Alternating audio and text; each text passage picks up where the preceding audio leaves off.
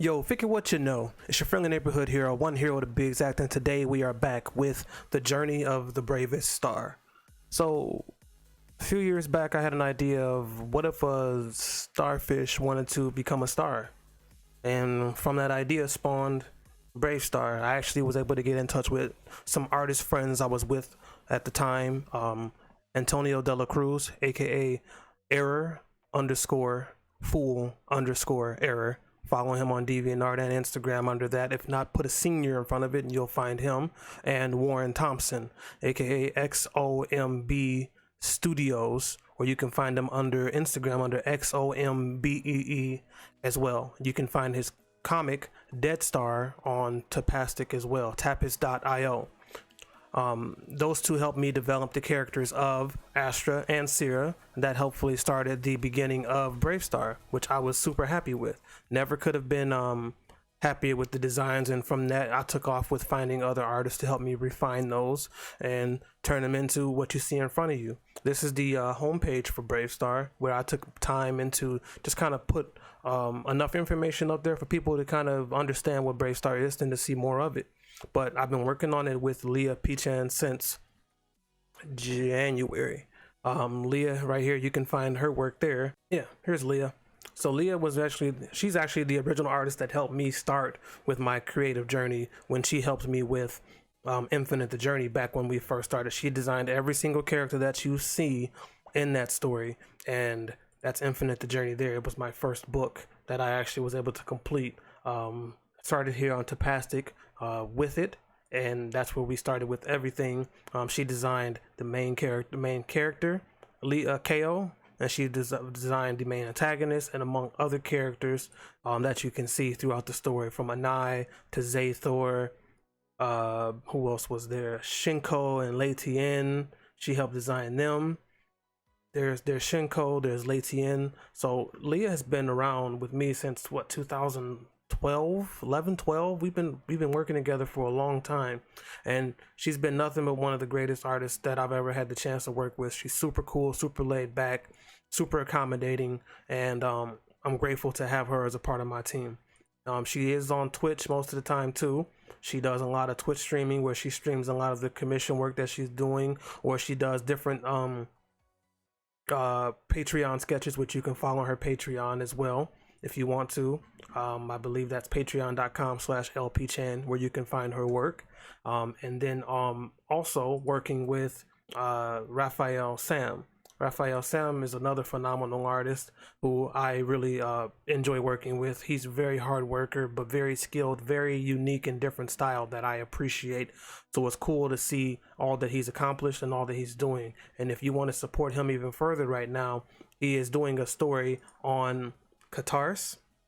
So if you know anybody that's looking, you can check into this, but it's called The Dark World of Z or Zay. I'm not really sure how it's pronounced, but they have met goal, which I'm super happy for, and that they actually have another book to put under his resume that he's completed. Hopefully we can get Brave Star there one day. So he's a phenomenal artist. He's done so much. He's worked with DreamWorks Animation in the comic area, making the 3 editions of the Madagascar title. So he's a solid artist, solid worker, and I couldn't be happier than having these two on my team in my corner backing me up. Over the few years of working on Brave Star, I've tried to find different artists to work with me. This was one of the first art pieces I had done. This was by Justin Anayasan.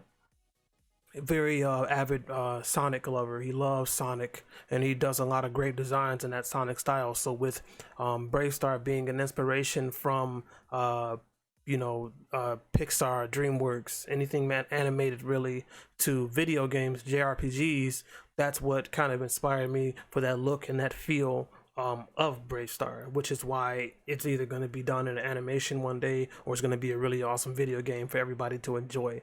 But that was one of the first pieces done there. Truly happy for that. And then you have the world of Brave Star. This is where it takes place. It's underwater sea kingdom, but it takes place in the center of the sea kingdom, where the place is called Coralot. Yeah, it's a play on Camelot, medieval. I thought it would be a pretty cool and original thing to do for sure. But then you go into the characters. You have Astra. She's the main title character. That's who you'll be following along on this journey, along with Leo, who is the prince and son of the Sea King, who did a great heroic deed to protect the Sea Kingdom, but is no longer around for mysterious reasons, which you find out when you read more in the story. So he's looking up to that statue, feeling like I've got bigger shoes to fill. Then you have Sierra, who is the adopted sister of Astra to the Valiant family. Astra Valiant and her mother and father brought in Sierra when she had no one. And there you have it with Sierra, the doting sister. Then you have Johan, who is the boyfriend of Sierra, but also the blacksmith in Coralot. He works a lot with a lot of people around town. People know him, and he's taken over his father's business for him in his absence to take over for the family. And then you have the mysterious big bad that has not been revealed and won't be revealed for quite some time, but you'll hear his name throughout the story, and that is Alaska. A lot of things went into that, and then also you have some of the artwork done for Astra by the talented Nicholas Draper Ivy. You can follow him on most social media. He's pretty internet famous enough where you can find him. But that's pretty much Bravestar. So it started with a lot of blogs, you know, trying to keep myself on track and keep myself going. Like I said, I started with Leah. We started originally, and we started with 4 pages. But after conversation were had, it was better suited that Leah do the colors, because that was one of the best things I liked about her, was her colors, her painting styles. So when that was brought up, that's what we decided to do, was to go into that and allow her to do what she does best. So as you can see, there's Leah there working on Twitch on Bravestar, which I thought was super cool.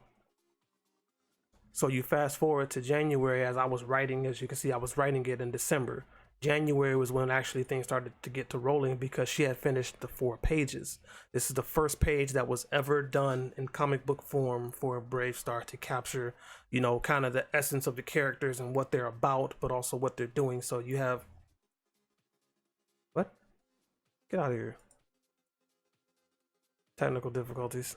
So yeah, that was it. This is the first part of the actual part of the script that I had written, and I really liked how everything was going.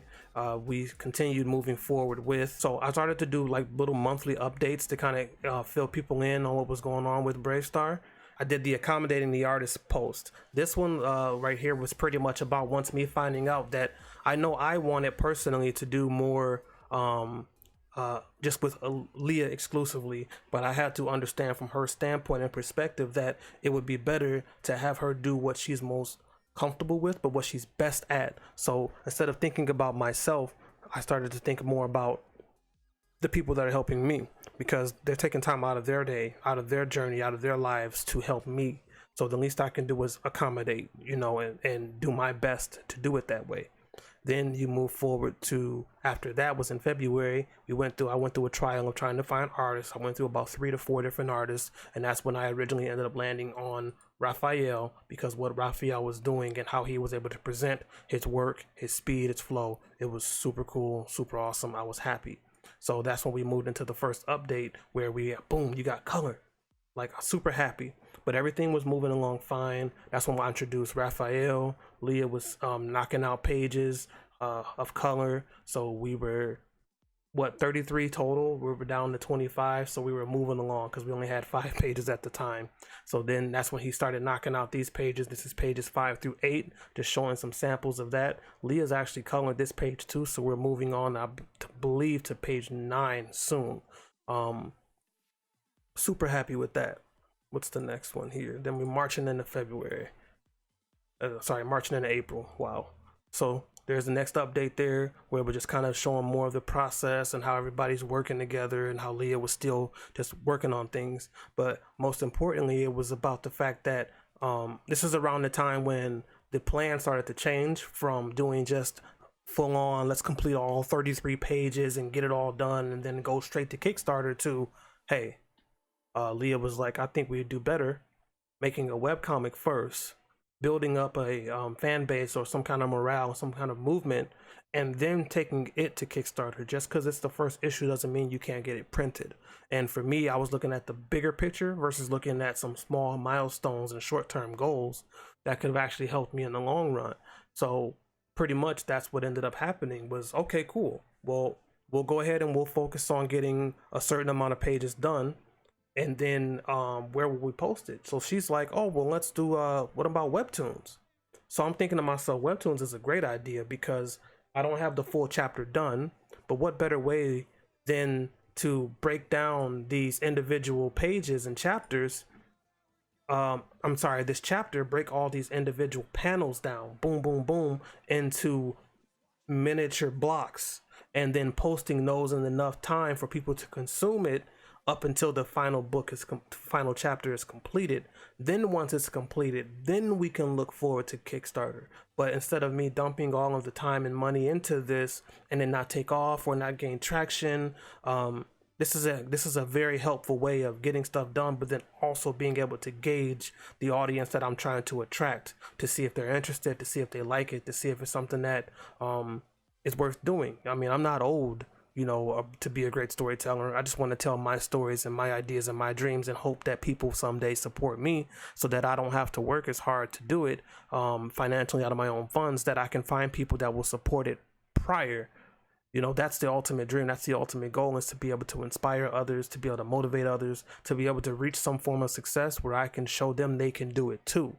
But in reality, that's the true goal, is to get somewhere where these stories and ideas have a community behind them that's self-revolving, and all I have to do is continue to create, to produce it, because the goal at the end of the day is to become a TV show or an animation or a game or film. Like it's very far-fetched, and it takes a lot of luck, but it takes harder work to end up stumbling upon that luck. So that's where I'm at right now. I'm on that road to hard work, and I got my head down. I'm moving forward. I'm moving focused for doing so. For those that don't know what webtoons are basically where it's a vertical format, so it's easily read online, but most importantly, it's easy to digest on your phone. So it's vertical format. You take the panels and you break them down and you give them stylish visualizations, if you will, but you make it to where it's easy for them to follow, and you guide the reader. Even with the font, you can get control. You can get creative with how you do it. And as you can see from this, is Rise of the Ashes. This is by Madeline, a person I follow on Twitter, have been following for a while, but awesome work. Love what they're doing with their work. But as you can see, it's a prime example. It's a normal comic page, but they broke it down into the panels, and they're showing you exactly here how it's done. And I think it's super cool how you can kind of combine creativity with visualization and kind of just do what's best for you and how you want to design it. But that's what webtoons looks like. That's what that is. I didn't do that with Infinite. Infinite was more just the traditional comic book, and it was also in black and white, but it was just a traditional manga style from top to bottom. This page is actually one of my favorite pages. This was done by Caroline, aka Beer Dorado. She no longer worked on the project after chapter 3-4, and that's when I ran into working with Project Genpatch, and then Sebastian Riera exclusively, and that's where we kind of became the trio to finish Infinite, and that's Project's work there with the line work and everything done by Sebastian. So if you want to check out those, they are definitely on the website under IamOneHero.com. But yeah, so that's where I'm at.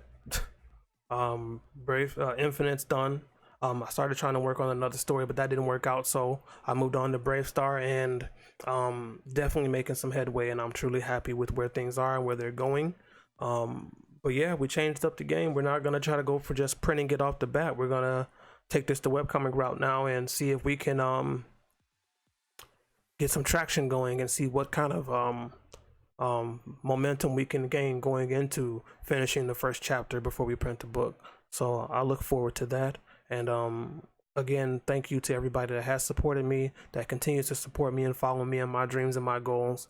And thank you to Leah for being awesome, and thank you to Raphael Sam for being awesome. I appreciate you both so much for all you've done and all you continue to do for me, helping a fellow dreamer trying to chase his dream and goals. Yeah, so that's pretty much all I got for now. I'm going to try to continue to document the process from here on out, as far as up to completing where we need to be, the process with that, and then moving forward with the launch of Brave Star on Webtoons, which I'll try to document up to that process, and then document the process going forward with that as well. So just all about trying to show you guys the journey and what goes on behind the scenes and kind of my thoughts, because it's easier to just write things down and let you read the words, but it's better when you can hear the words come from the heart of the person that you're listening to or following. Call me sentimental. um yeah, hopeless romantic here. Sorry, no, joking. But yeah, that's it. Please follow your dreams, follow everything that you want to do. Go out there and start that project, start that business, start that side hustle, whatever it is, do it. You don't look back 5 years from now and think, oh, what could have failed 100 times? Learn from those 100 failures and succeed on the 101st or the 105th or the 110th or the 150th time. Trust me, it's worth it in the end. But remember always, greatness, it lives within, it begins with us, it ends with us, but most importantly, it starts with us. The world's waiting. Go show them just how great you are. This is One Hero signing off to take off. Peace.